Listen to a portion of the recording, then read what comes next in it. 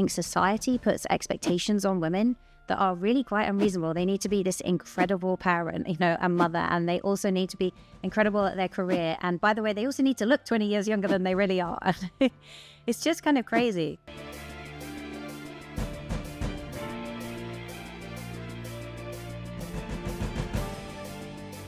Tell me about your vision of how you want to impact and deepen women. And then I'd love to break down, like you talk during this journey, biosyncing.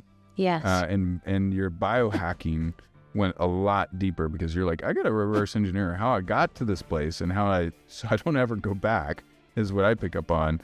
But let's break down the bigger vision of like how you want to impact and serve women, and then the peak performance biohacking pieces that you dove into during the season. So when I look at women, right, I think that we have never been under more pressure than ever before. So I think it's been incredible the way that we have had success in the last few decades in our careers, but we're still the person who's primarily looking after the children. And even if we're not, and you might have a stay-at-home partner, reality is you're carrying everything in your head. You're the one that's worrying about whether they've got something for school. Emotionally, exactly. You're always going to. Even if your partner gets up at night, you're still switched on because you're like, my baby's crying or whatever it is. Yeah. So I think for me, it's about how can I impact women so that we truly can have it all in a meaningful way and in a way that takes care of ourselves instead of being last on the list, which is when you're last on the list, you're so vulnerable to burnout.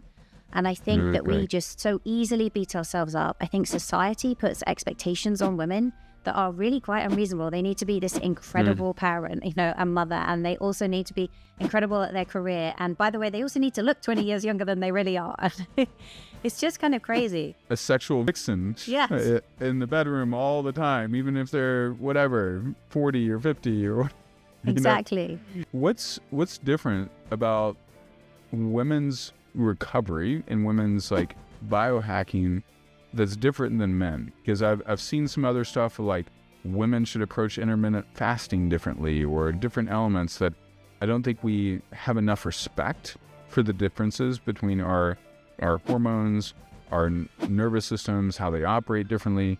And I know like most drug testing is done on Caucasian white males. So we don't even know how drugs interact with women, for example, or Latinos or African Americans.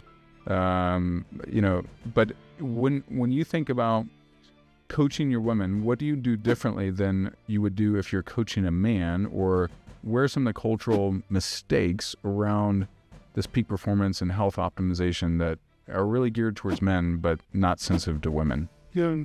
So with men, right, their testosterone is really high in the morning and then it kind of dissipates across the day. So it kind of follows the same rhythm as cortisol, and motivation is high. And I'm not saying stress is bad, because stress is good, right? Stress is what leads to growth. But I think it's about understanding the female body is different and that our hormones are changing across the month, but they're also changing across the seasons permanently, right? Because if you look at the life cycle of a woman, she spends the first part going, I don't want to get pregnant, like, and doing things that actually are now shown to be not great for your health, like taking birth control. Yeah. And then it's like, I want to get pregnant. You're like, I'm hoping this is going to happen straight away. Exactly, turn it on. And then you are like, you have a child, if you want to have children, not all women do, right? And if you're lucky enough to. So you have a child, then you're postpartum, then you're like, say you're like prenatal, then you're pregnant, then you're postpartum. Then you might repeat that like I did a few times.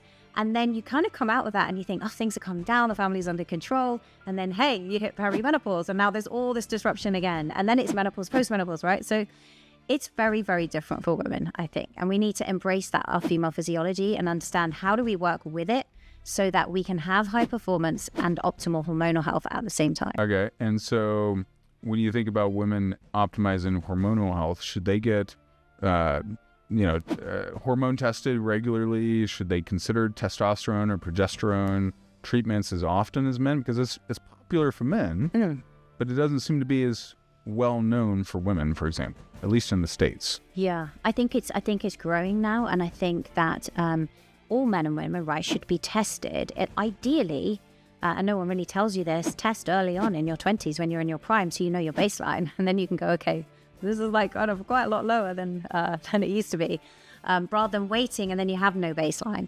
But I do think testing is important, and I think it's also understanding what's happening as a woman. Like in your 40s, the first thing that's going to drop off is progesterone, and that can cause anxiety. It can cause poor sleep. So maybe a bit of progesterone at that stage is optimal. You know, you have to consult with your doctor. But I think understanding your hormones, and when we're taught in school, we're taught about the menstrual cycle, but not in much detail. And we're taught a little bit about pregnancy, but there's nothing that comes after that. So even women don't fully know, you know? Yeah. Speaking of the menstrual cycle, do you recommend women, like during the menstrual cycle, pay attention to that, and then kind of pay attention to their exertion, to their renewal, to like, because what I'm picking up on from others, but I haven't heard someone break it down as succinctly, is like, you really need to pay attention to your menstrual cycle so that you know the days, and then you don't stack an enormous amount of work on the roughest days, and you don't go and do a hardcore workout on the roughest days, and you give yourself grace for what your body's actually naturally doing. But what do you know? I'm not a woman, so I don't know. Like, this is your journey. Well, for not a woman, I think you summarized it very well. So I think it's a combination, and I think it's about looking at your individual recovery and like what we call the allostatic load, right? How much stress is there elsewhere in your life? Because for some women that can feel, you know, there are some advocates of like, okay, this is what you can do in the first part of the month. And then, by the way, if you're going to give a presentation, do it around ovulation because you're much more outwardly spoken and all this. Who has that option, right? And just go, hey, we can't do it for another 3 weeks. I can't book my calendar because, you know. I'm not ovulating, guys. I'm not ovulating. Let me just check my schedule. So it doesn't always work, really. And then in the luteal phase, when you should be adding more recovery, I absolutely agree. But you know, sometimes that can be perceived a bit disempowering because we are strong at any time of the month, and I want women to feel empowered. I think what you can look at is, we know that when you cross ovulation, your body temperature is higher. We know that you're trying to optimize here for progesterone production, right? We're less resilient than we are in terms of the early part of the month, and we see differences in things like HRV. So it's a case of looking at it. You can't say, like, as a lawyer, I couldn't have gone, we're going to have to hold the deal because we can't get it through because I'm in my luteal phase. It's probably a fast route to like, get what sacked. The hell? Right? Is that astrological? What is that? I still don't know what luteal phase is, but... So it's like the second half of the cycle. Oh, okay. So it's after ovulation, the second half. So like follicular first, then we have ovulation, then we have luteal. Sorry, I should have explained that. Well, but you thought I was more aware than I am. But you summarized it so well. So I think you're right. In that situation, let's say you've got a deal going through. You're not sleeping as well. Your body temperature's a bit higher. Maybe you're not going to go and do a really intense HIIT workout. But if you feel good and it actually improves things for you, then do it, but work in more recovery. No, it might not be ideal. I think you need to work. That's why I always talk about bio-individuality, is figuring out what's right for that person. Because exercise for me was one of the key things in my mental health journey that has allowed me to stay and actually transition off that medication. So I think it's like very individual. Yeah.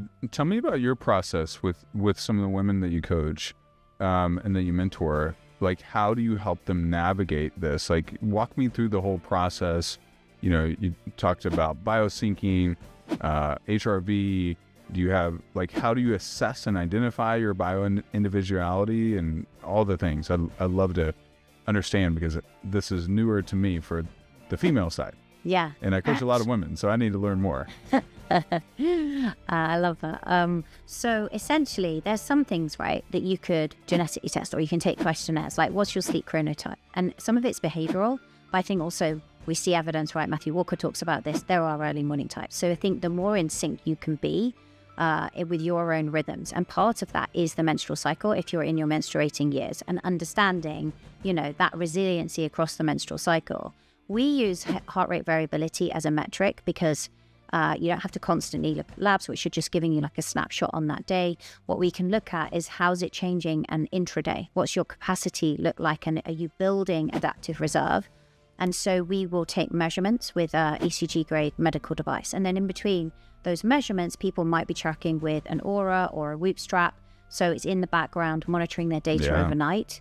We use a combination of both. And what the actual physical, the assessments allow us to do is to see, like, how sympathetically driven are you across the day, and how is that affecting your sleep, and how is that impacting your recovery?